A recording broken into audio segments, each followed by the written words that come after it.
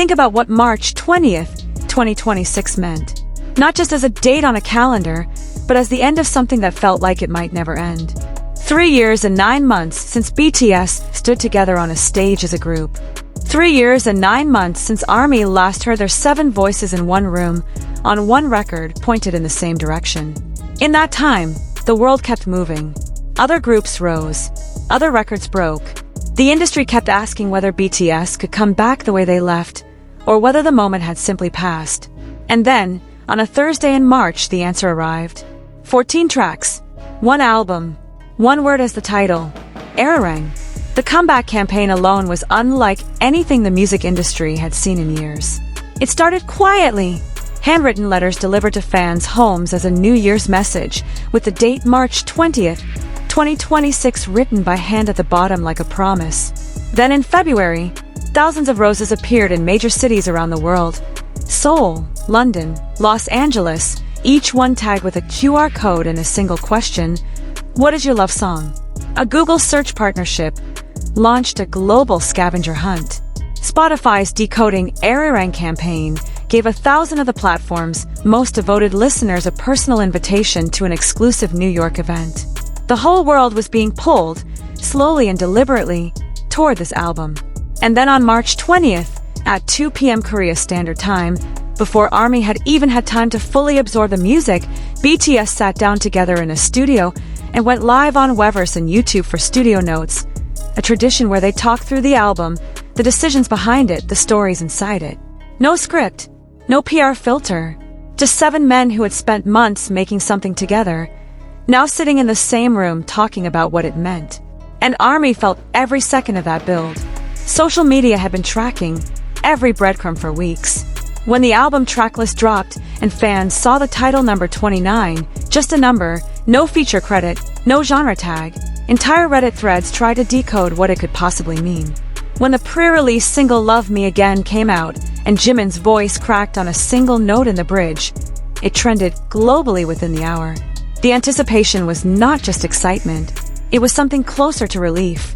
Because for nearly 4 years, ARMY had been watching their 7 boys navigate the world alone. Jin discharged and straight back into the spotlight, Suga recovering from shoulder surgery while still releasing music, Jimin delivering a solo performance on the Grammy stage that stopped people mid-scroll. They had proven they could survive, separately. But the question everyone was really asking was simpler than that. Can they come back and still feel like home? The answer started revealing itself the moment studio notes went live. You could feel it in the way they talked over each other, finished each other's sentences, laughed at references only they understood. Jungkook kept leaning forward when RM spoke. Hobi's laugh filled the room the same way it always had. And then the camera settled on Jimin, quieter than the others, listening more than he spoke, until the moment he didn't. There was one moment during that Weverse live where Jimin sat on the studio couch in a black pin-covered jacket, blonde hair loose around his face, with an expression so honest it didn't feel like idle content. It felt like a real conversation. He said something nobody expected him to say. He said that when he first heard the album title, he wondered, is it okay for us to use this word? That one sentence from Jimin, from the man who had waited more than 3 years for this moment, captured something far deeper than a typical album launch. And today, we're going to unpack all of it from the very beginning. Before we can understand why Jimin's question carried so much weight, we need to go back. Not to 2013 when BTS debuted. Not to 2020 when Dynamite exploded onto the global charts. We need to go back to 1896, more than 130 years ago. In Washington, D.C., a group of Korean students studying at Howard University were asked to perform for an American ethnologist named Alice Fletcher. They sang a song they had known since childhood, a melody that had existed in the ears and hearts of the Korean people for centuries. Fletcher recorded it on a wax cylinder, the most advanced technology of the era, and labeled it Love Song, Arirang, because she didn't understand the words. That was the first known audio recording of Arirang in history. And it wasn't made on Korean soil. It was made in America by young Koreans far from home. Arirang is not an ordinary song. It grew alongside the most painful chapters of Korean history. During the Japanese colonial period in the early 20th century, when Korean identity and language were systematically suppressed, Arirang became a symbol of resilience. Not because its lyrics explicitly spoke of resistance, but because the Korean people chose it as the expression of a spirit that could not be extinguished. At the 2000 Sydney Olympics, when North and South Korea walked together in the opening ceremony for the first time in history, the song that accompanied their steps was Arirang. Not the national anthem of either side, but Arirang, which belongs to all Koreans at once. UNESCO later inscribed Arirang on its list of intangible cultural heritage of humanity. The South Korean government designated it a significant intangible cultural asset. There is no single official version of Arirang because approximately 3,600 regional variations of the song exist across the Korean peninsula and Korean communities around the world. So when Jimin said he wondered, "Is it okay for us to use this word?" That was not manufactured humility. That was a full, clear-eyed awareness of how much that word carries. Arirang is not a trademark, not a copyright, not a brand name. But that is precisely what makes it heavier. Using that name means bearing the full weight of its history. It means standing in front of a question, are we worthy of it? And Jimin was not alone in feeling it. In interviews released alongside the album, Jimin revealed that all 7 members had long conversations about their identity and what it means to be 7 Korean men standing on the world's biggest stages.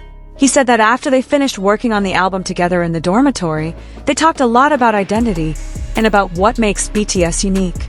And one thing they kept coming back to was this. Unlike many groups with members from multiple countries, they are all Korean. That is not a limitation that needs to be apologized for. That is a root worth celebrating. RM answered the doubt with characteristic simplicity and depth.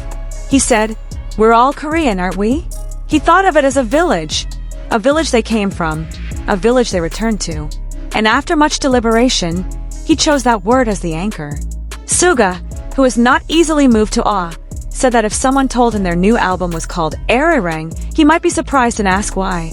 But after thinking about it, he believed it was a brilliant choice. V said the word Arirang itself is beautiful and full of meaning, and behind it there is so much that can be expressed. And Jin, in his signature way, smiled and said, honestly, the first time he heard it, he thought, oh, so our company is finally doing an Arirang thing? That is the reaction of 7 people who each brought a different perspective, but ultimately arrived at the same place.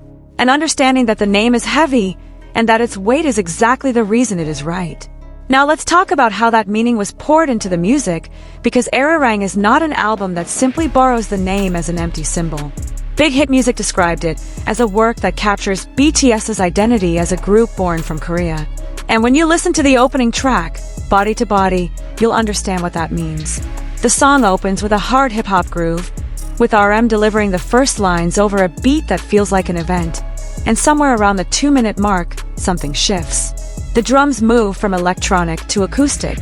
And then a woman's voice singing Arirang in the timbre of Panzori, Korea's traditional storytelling vocal style, enters slowly, then fades back out. 2 worlds collide in a single song. The modern, global, stadium-filling BTS, and a Korean tradition that is centuries old. Not pasted on, not a gimmick, a dialogue. Diplo and Ryan Tedder produced that track, 2 of the biggest names in international pop music, and they chose to let the Panzori melody of Arirang become the heart of the song. That is not a light artistic decision. It is a declaration that Korean sound can stand alongside world-class production without asking permission or apologizing for itself. This is not the first time BTS has moved in this direction. You may remember Idol from 2018, where they wove traditional Korean percussion into an EDM track that detonated across global charts. Or Pepsi from 2015, which used a Korean idiom about class inequality inside an angry, sharp hip-hop song. BTS has always operated from the philosophy that their Korean identity is not something to be hidden for the international market. Quite the opposite. Suga once said, in a different context, that they moved from everywhere to Korea. The album Arirang is the fullest expression of that philosophy to date. But there is one moment on this album that goes the deepest, that is the most daring, that almost nobody expected. It's called Number 29, and it is not a song. It is a 1 minute and 38-second recording of a sacred bell of King Songdik, designated as National Treasure Number 29 of Korea. The bell was cast in 771 AD, weighs nearly 19 tons, and was said to be audible from 40 kilometers away. There is a legend that its sound resembles the word Emil, an archaic Korean word meaning mother. A single toll of that bell, resonating for nearly 2 minutes, placed in the middle of a global pop album. No explanation, no vocals, no production, just sound. Sound that is over 1,200 years old. That is how BTS says, "This is who we are." When Rolling Stone reviewed the album, they wrote that 7 distinct voices have reunited and emerged more powerful than before. That is the strength of Arirang. The Guardian gave it 4 stars and called it an album that fulfills the promise of BTS's status as the biggest pop phenomenon on the planet. The Korea Times wrote that the album feels like a carefully constructed narrative, connecting past to future through sincerity rather than abstraction. And in an era where pop music often avoids overly specific identity in pursuit of the broadest possible reach, the emotional courage BTS brings here feels genuinely countercultural. But let's come back to Jimin. Because behind all of this, there is another side of his story that is just as important. 5 days before the album dropped, Jimin wrote on Weverse that he was so nervous he didn't know what to do with himself. He asked everyone to listen with happiness and promised to show his best self.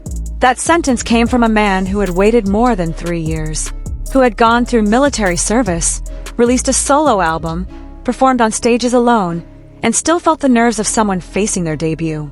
On release day, he wrote again, "It's finally here today, Army. I don't know how long I've been waiting for this day. I'm excited and nervous." In official media interviews, he spoke about the album name. It was a meaningful but weighty choice, because all the members thought deeply about their identity and what it means that they are all Korean. Jimin also opened up about Swim, the album's title track. He revealed that he was initially hesitant about Swim being chosen as the lead single. He wanted something more energetic, more upbeat for a comeback this big. But RM explained why Swim was the right choice. RM told the members that they had spent a full month trying to surpass it, trying to make something stronger, and they couldn't. Swim held its ground. Jimin eventually understood why. He said they wanted to convey that they will keep moving forward. There is always pressure to show something new and better, and a lot of anxiety comes with that. But they wanted to express that they will keep swimming. Swimming. That word becomes deeply personal when you understand the context. These are 7 people who each had to swim alone for nearly 4 years, navigating solo careers, military service, public pressure, the weight of millions of expectations, and physical distance from the people who had become their family. And when they finally came back together, the word they chose was not victory, or triumph, or comeback. The word they chose was swim. Keep moving, one day at a time. There is something profoundly Korean about that philosophy. Han, the cultural concept often translated as a mixture of grief, longing, and quietly persevering resilience, lives inside Swim. It lives in Arirang as an album. It lives in the way Jimin asked, "Is it okay for us to use this word?" It lives in the way RM answered, "We're all Korean, aren't we?" It lives in the way 7 men chose a folk song that has been alive for more than 600 years as the name of the most ambitious album of their career.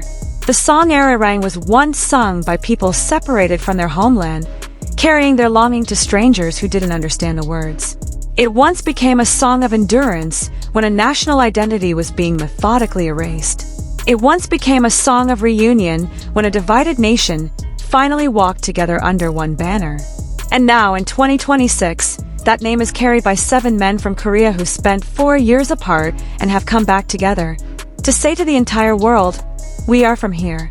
We are proud of that, and we will keep swimming." That is not just an album. That is a cultural statement.